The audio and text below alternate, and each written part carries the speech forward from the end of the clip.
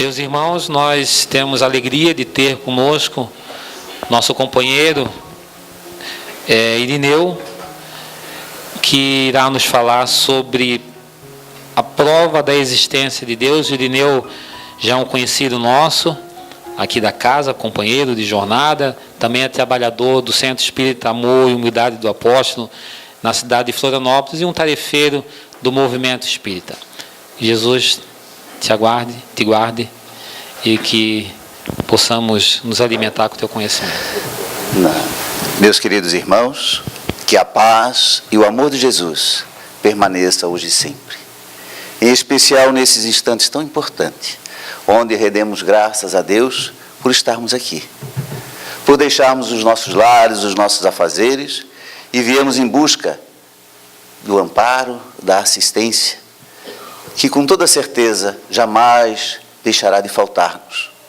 Pois todo aquele que pensa, que ora, que busca, recebe, tal qual as palavras de Jesus.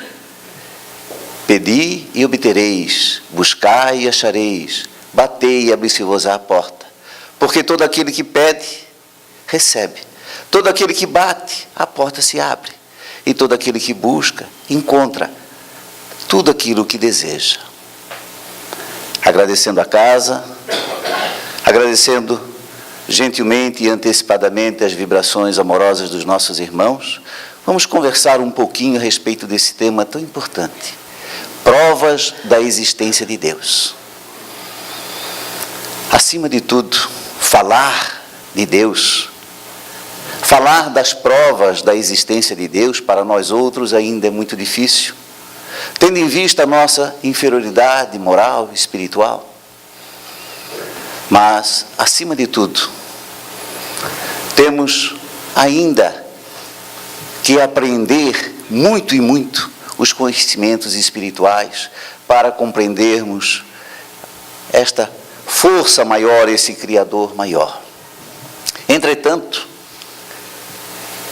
é de muita satisfação, de muita alegria, de muita emoção, quando nós podemos falar do nosso Criador de uma forma muito simples, muito humilde, alicerçado nos conhecimentos dos grandes pesquisadores, dos grandes cientistas, sociólogos, filósofos, matemáticos, religiosos e de grandes nomes renomados, mas também, muito especialmente, aqueles mais pequeninos, pois eles também nos darão a certeza, a convicção da existência de Deus. Inicialmente, nós vamos abordar a prova da existência de Deus nas 3 grandes revelações divinas. A primeira revelação foi personalizada em Moisés, com os 10 mandamentos, mas ainda nos trazendo um Deus vingativo, implacável, tal o entendimento da sua lei moral, da lei civil, olho por olho, dente por dente. A segunda grande revelação foi personalizada em Jesus Cristo, que veio nos trazer também a ideia de um Deus único, mas na fala de um Pai infinitamente bom, justo e misericordioso, que veio nos evidenciar a certeza, a confiança do Pai, nos mostrando de todas as formas, através dos seus ensinamentos, que o Pai é esse Deus maravilhoso, que não nos condena, que nos ama, que nos criou para sermos felizes, e espera esta reciprocidade, porque à medida em que vivenciamos os seus ensinamentos, mais compreendemos dentro da nossa racionalidade a sua existência e tudo aquilo que desejamos. A terceira revelação, personificada nos Espíritos, que é a doutrina dos Espíritos, o Cristo redivivo, o Consolador prometido, tal qual nas palavras de João, no capítulo 15 a 17 e 26, o o qual Kardec também insere no Evangelho segundo o Espiritismo, no capítulo 6º, um capítulo inteiro para nos falar deste Consolador prometido. Quando João retrata as palavras de Jesus aos seus discípulos, dizendo: se me amais, guardai os meus mandamentos, e eu rogarei ao Pai, e este vos enviará um outro Consolador, que ficará eternamente convosco. O Espírito de verdade, que o mundo não o pôde receber, porque não o conheceu e não o viu absolutamente. Mas quanto a vós, dizia Jesus aos seus discípulos, conhecê-lo-eis, porque ficará eternamente convosco. Ele vos ensinará todas as coisas e vos recordará tudo o que eu tenho vos dito. Apenas com essas 3 grandes revelações, nós já poderíamos ter uma noção da existência de Deus, alicerçada na fé, com toda certeza. Porque a fé, como dizia Jesus, remove montanha.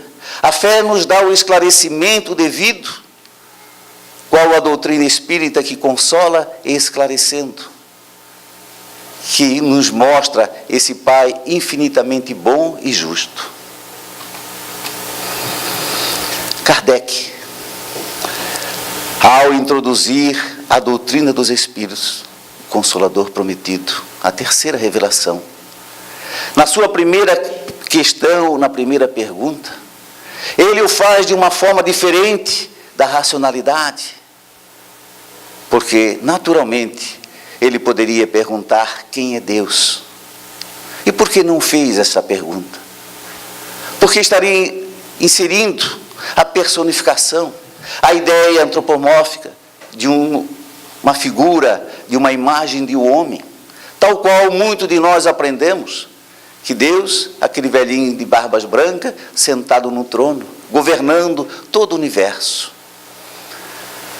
Da mesma forma, tradicional, se perguntássemos quem é ou quem foi Jesus Cristo, poderíamos responder naturalmente que foi o enviado de Deus, aquele que veio nos ensinar a lei do amor, o governador do planeta Terra e tantas outras definições. Se perguntássemos quem foi ou quem é Maria Teresa de Calcutá, todos nós poderíamos responder que foi o exemplo da caridade no mundo atualmente. Se perguntássemos quem é Divaldo Pereira Franco, naturalmente poderíamos dizer que é o fundador da Mansão do Caminho, ou um dos oradores espíritas mais atuantes na atualidade. Mas não. Kardec procurou a essência divina, perguntando: que é Deus? E os espíritos responderam: Deus é a inteligência suprema, causa primeira de todas as coisas. Inteligência suprema, porque a tudo transporta. A causa, porque Ele é o Criador. É a essência divina. Ampliando esse pensamento, e para que a humanidade pudesse compreender Deus de uma forma mais objetiva, na sua essência, e não na sua identificação, na questão número 13, ele traz ali os atributos de Deus, nos mostrando que Deus é único, é eterno, é imaterial, é onipotente, onisciente, e é infinitamente bom e justo. Mas conclui dizendo que para o nosso entendimento isto equivale, mas para adquirir os verdadeiros sentidos do Criador ainda nos faltam muitos conhecimentos, muitas experiências, muito discernimento, como vamos ver durante a nossa fala.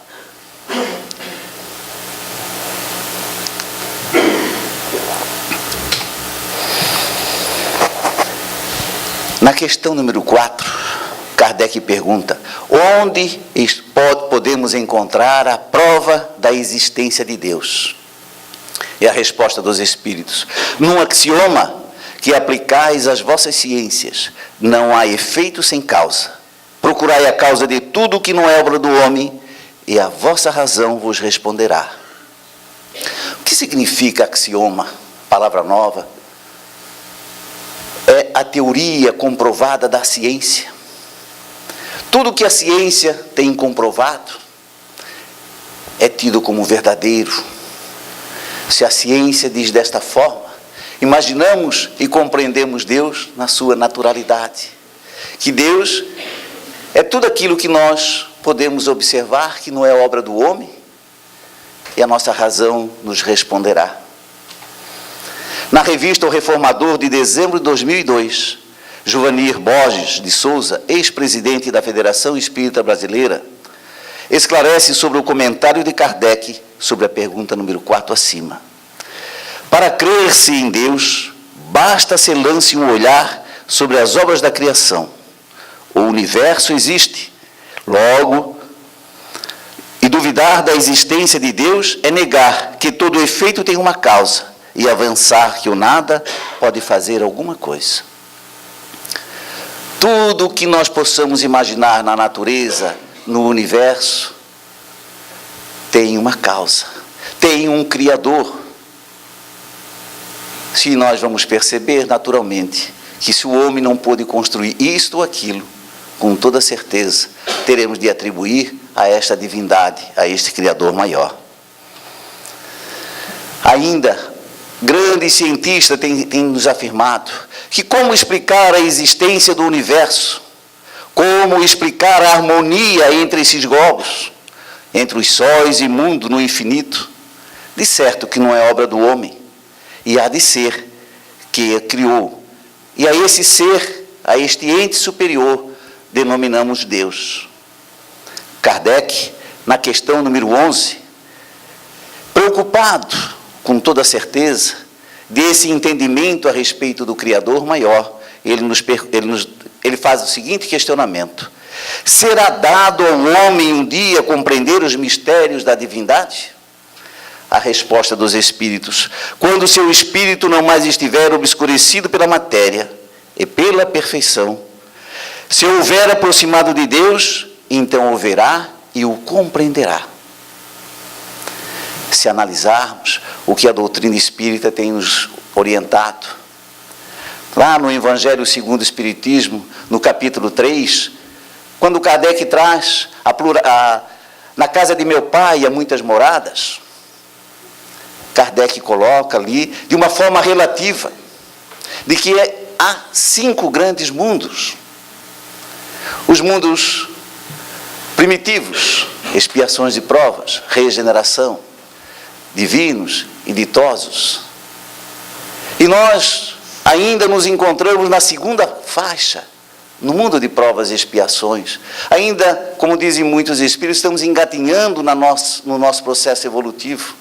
E em cada mundo deste há uma escala variante de graduação até atingir e ultrapassar para um mundo seguinte. Como vamos ver, nós não conhecemos quase nada e ainda desejamos orgulhosamente deter o conhecimento deste Criador maior. Mateus, no capítulo 11, versículos 25, retrata as palavras de Jesus quando rende graças ao Pai por ter ocultado todas essas verdades aos doutos e aos prudentes e as ter revelado aos simples e pequenos. Lá, nas bem-aventuranças, Jesus fala: bem-aventurados os simples de coração, porque serão chamados filhos de Deus. E as bem-aventuranças são o retrato de todos os ensinamentos que a humanidade necessitará. Mahatma Gandhi esclarece que se todos os livros fossem destruídos, se todas as orientações fossem também apagadas, mas restasse apenas o Sermão da Montanha, assim mesmo a humanidade faria a sua evolução. Dado a fundamentalidade, os princípios que estão ali narrados, que estão ali de uma forma esclarecedora a nos convidar a fazer o nosso processo evolutivo e um dia, sim, iremos compreender, não na sua totalidade, mas tudo aquilo que nos aguça hoje a nossa vã vaidade. No livro Ideias e Ilustrações, Francisco Cândido Xavier, pelo Espírito Meimei, narra uma lenda árabe com o título A Existência de Deus. Trouxemos para que os nossos irmãos possamos acompanhar. Conta-se que um velho árabe analfabeto orava com tanto fervor e com tanto carinho, cada noite, que certa vez o rico chefe de grande caravana chamou-o à sua presença e perguntou-lhe: por que oras com tanta fé? Como sabes que Deus existe, quando nem ao menos sabe ler ou escrever? O servo lhe respondeu: grande Senhor, conheço a existência de Deus pelos seus sinais. Como assim? Indagou o chefe admirado. O servo humilde explicou-se: quando o senhor recebe uma carta de um familiar distante, como lhe identifica quem a escreveu? E o chefe responde: pela letra. Quando o senhor recebe uma joia, como é que se lhe informa quanto ao autor dela? Pela marca do ourives, responde o chefe. O velho árabe sorriu e acrescentou: quando ouves passos de animais ao redor da tenda, como sabes no dia seguinte se foi de um carneiro, de um cavalo ou de um boi? Diz o chefe: pelos rastros que estes deixam. Então o velho árabe convidou para ir fora da tenda e, mostrando-lhe onde a lua brilhava, cercada de milhões de estrelas, exclamou respeitoso: Senhor, de quem são aqueles sinais lá em cima? Será dos homens? E nesse momento, o orgulhoso chefe da caravana, de olhos lacrimosos, ajoelhou-se na areia e começou a orar também. Neste exemplo, compreendemos que não só os sábios, os cientistas, os grandes filósofos, podem nos comprovar a existência de Deus, mas como disse Jesus, que rendia graças ao Pai por terem ocultado aos doutos e aos prudentes e revelado aos simples e pequenos. Pois estes também têm o conhecimento e o discernimento, porque a crença de Deus sempre existiu, desde os primórdios da humanidade. Nós mesmos já passamos, nos nossos processos evolutivos, pelos processos, pela teoria do politeísmo, na crença de vários deuses. Hoje, com o monoteísmo, na crença de um único Deus. E assim, vamos aprendendo um com o outro, porque é este o ensinamento que Jesus vem nos ensinar. Através da lei do amor, nos mostrando que para amarmos a Deus, existe uma grande ponte, e esta ponte é o nosso próximo. E é com o próximo que nós também conseguimos aprender, transmitindo, recebendo as orientações, e também transmitindo aquilo que detentamos de conhecimento.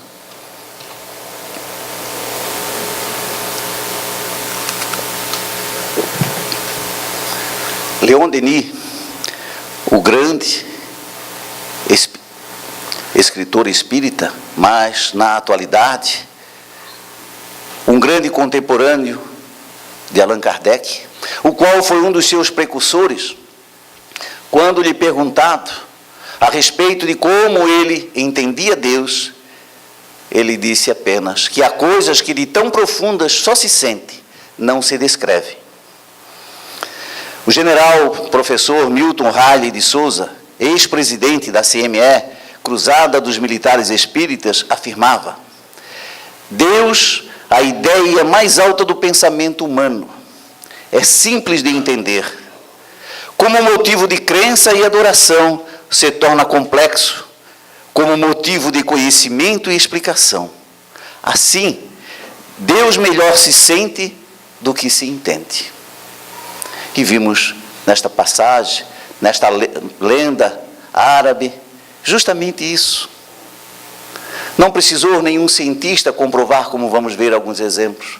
Bastou aquele simples e humilde servo caravaneiro, que pela sua vivência, pelo seu discernimento, comprovou a existência de Deus e demonstrou aquele seu chefe orgulhoso, que achava que conhecia muito mais do que aquele pequeno servo. Entretanto, em todas as épocas, muitas criaturas, verdadeiros gênios, cientistas e estudiosos, também procuraram demonstrar o contrário, demonstrar que Deus não existe, e que tudo são criações das religiões.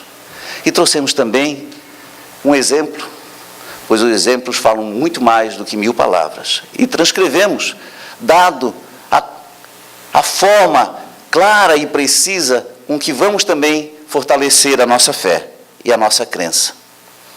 A Alemanha, início do século XX, durante uma conferência com vários universitários, um professor da Universidade de Berlim desafiou seus alunos com esta pergunta: Deus criou tudo o que existe?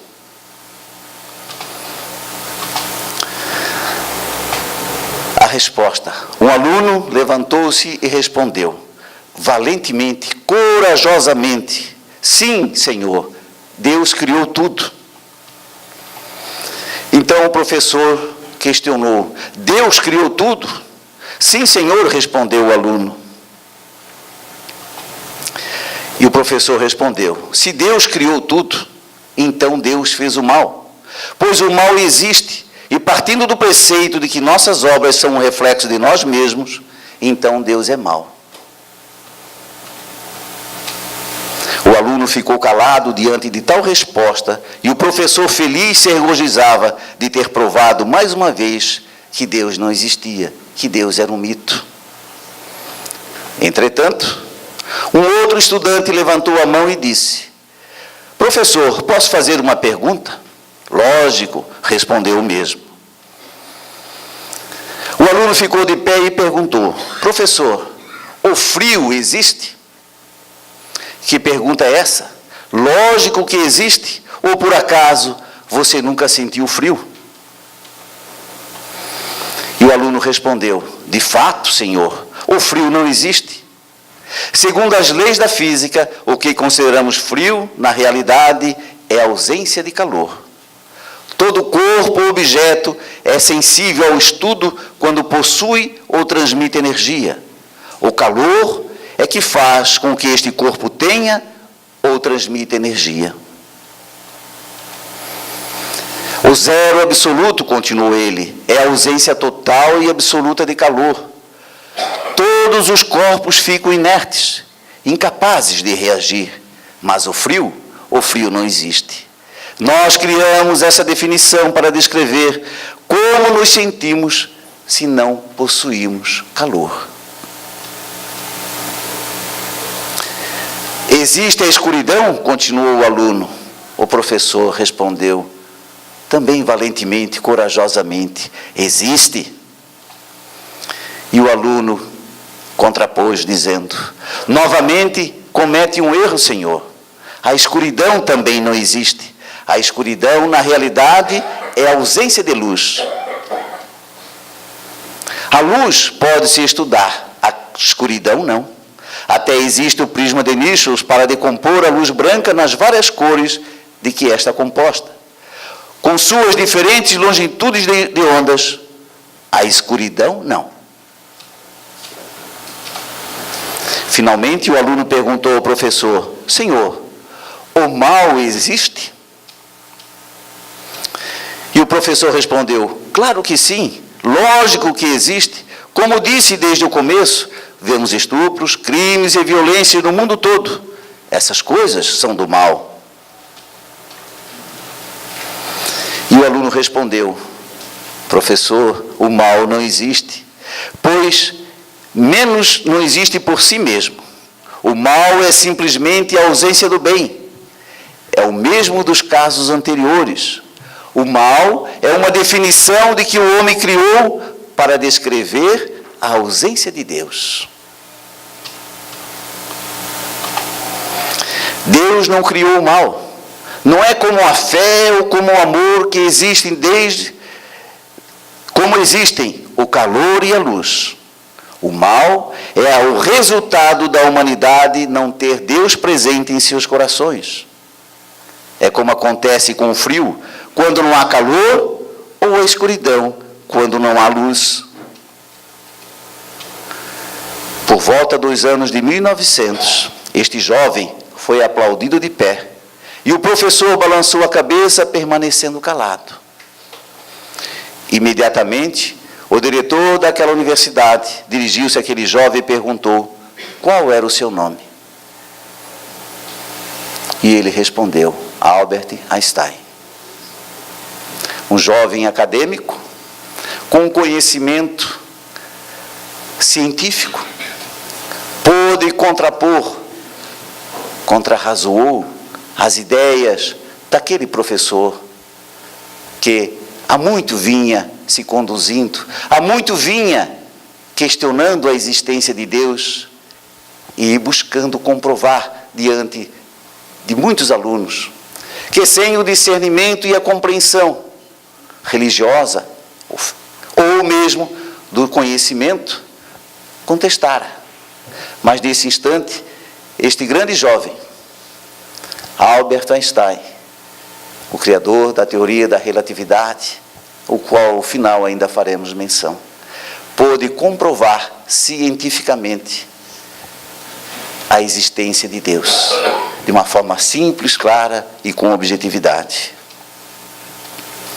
Na revista O Reformador, de setembro de 2003, Sueli Caldas Schubert apresenta uma pesquisa do matemático, astrofísico e doutor em cosmologia, Dr. Stephen Harvey, que através do telescópio Hubble, que opera na órbita a 300 km da Terra, tem possibilitado sondar mais profundamente o espaço, com bilhões e bilhões de galáxias, de várias formas e tamanhos.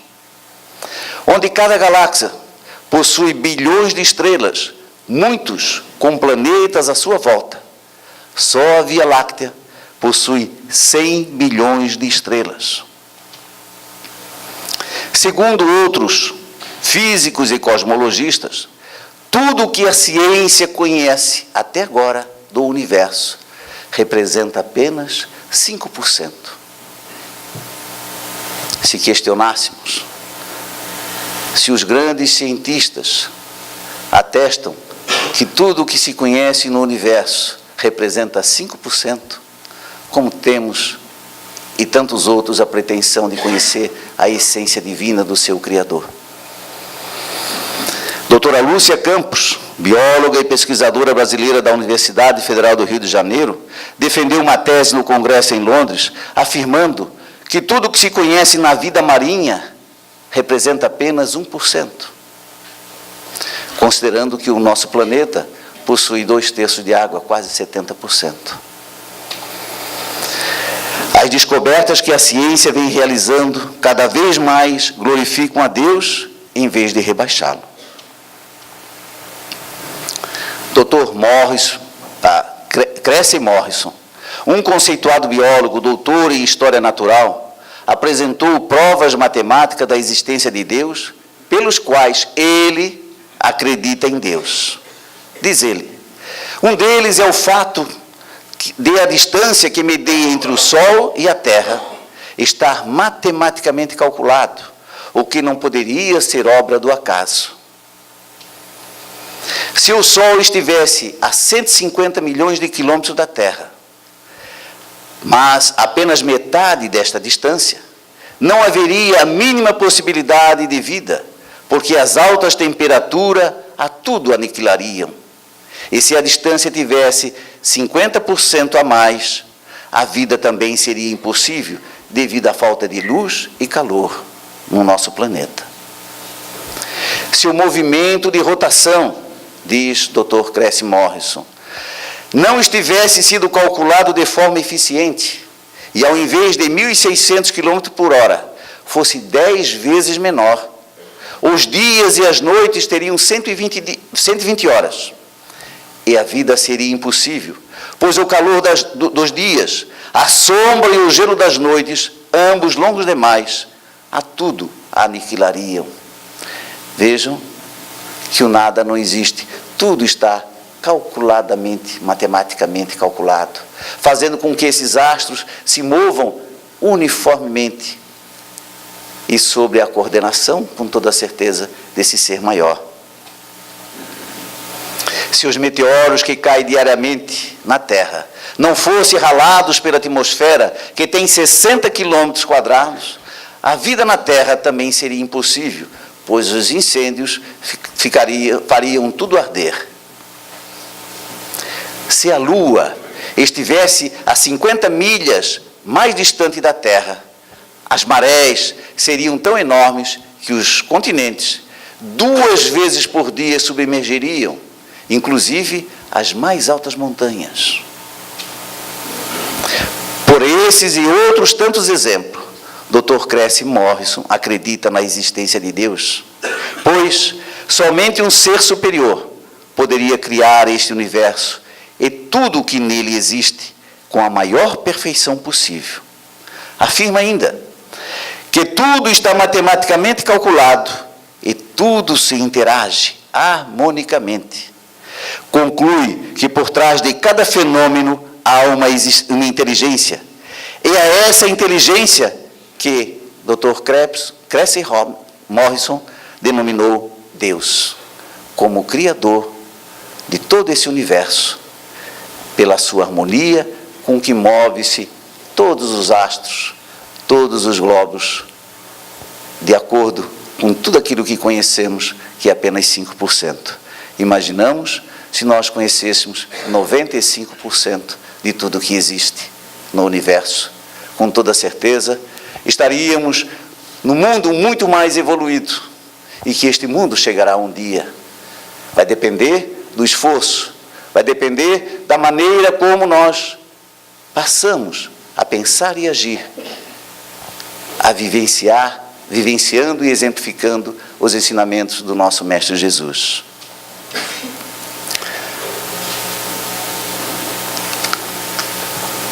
René Descartes, filósofo francês, que ficou celebremente conhecido com esta frase: sum ergo cogito, penso, logo existo. Comprovou a existência de Deus baseando-se no argumento ontológico. Argumento ontológico é aquele onde a razão, a evidência, nos dá o discernimento, nos dá uma convicção e uma certeza. Diz ele nesse argumento ontológico: eu tenho a ideia de um ser, de um ente perfeito. Este ente perfeito tem que existir, porque se não existisse, faltar-lhe-ia a perfeição da existência, e então não seria perfeito.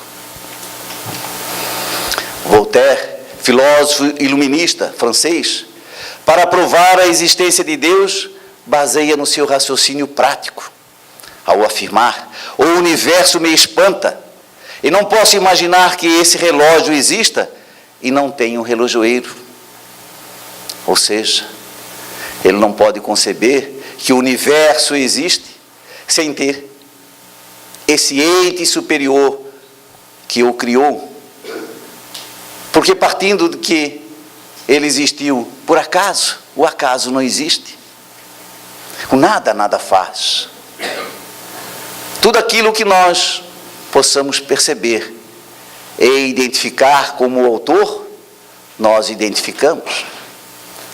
O grande pintor, diante de um quadro, pela sua forma brilhante de conceituar e de transmitir a beleza, há de ter o seu autor. O próprio relógio, diante, por muito tempo, ficou conceituado como o objeto mais perfeito que a humanidade havia conhecido. Também se identificou o seu Criador, que, com seu esforço, com seu talento, com seu conhecimento, trouxe de uma forma clara, mas identificando e separando, assim como Voltaire. Ele não podia imaginar esse universo se não tivesse aquele que o criou. Albert Einstein, gênio, matemático, filósofo, matemático, que criou a teoria da relatividade, Diz que compreende Deus como fonte de energia que dá o primeiro impulso a tudo que se move no espaço. Mais uma vez, uma prova científica de que Deus existe e Ele é o Criador de tudo que nós possamos observar, que não seja obra do homem. Sócrates nominava Deus como a razão perfeita. Platão designava Deus como a ideia do bem. João Batista afirmava que Deus é amor. E nós, meus queridos irmãos do Ideal Espírita, como cremos e como vemos Deus? Como reflexão, possamos levar para os nossos lares, possamos buscar mais conteúdo, em especial, dentro da nossa racionalidade, dentro da nossa forma de entender e compreender. O Livro dos Espíritos nos dá todas essas informações, baseada não apenas em Kardec, que foi aquele que compilou, foi o grande instrumento que a espiritualidade se utilizou, mas, acima de tudo, como as verdades dos Espíritos, enviados e criados por Deus para nos orientar, nos esclarecer. Como diz a doutrina, que nos esclarece consolando. Consolando, ela também nos esclarece. Como nós vemos e cremos em Deus. Que a paz e o amor de Jesus permaneça hoje e sempre. Agradecemos mais uma vez a gentileza do convite da casa. Muita paz. Nós agradecemos o Irineu, que gentilmente atendeu o nosso convite e vem aqui nos falar da prova da existência de Deus, reforçando e nos fortalecendo em nossos propósitos, que nós possamos enxergá-lo principalmente em observando o nosso semelhante, o nosso próximo.